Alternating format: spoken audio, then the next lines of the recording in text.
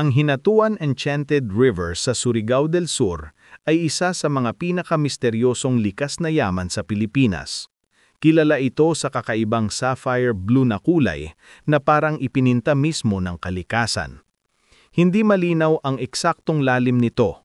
Ang ilalim ay tila naglalaho papunta sa isang hollow abyss na nagiging dahilan ng maraming alamat at kwento mula sa mga lokal.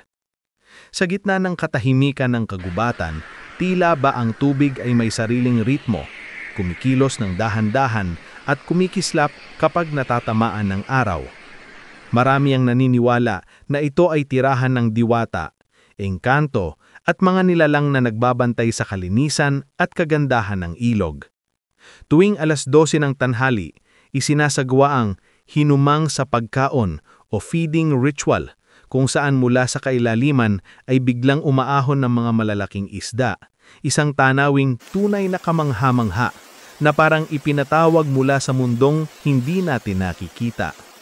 Ito ay isang paalala na may mga lugar sa Pilipinas na hindi lang basta maganda, kundi tunay na mahiwaga.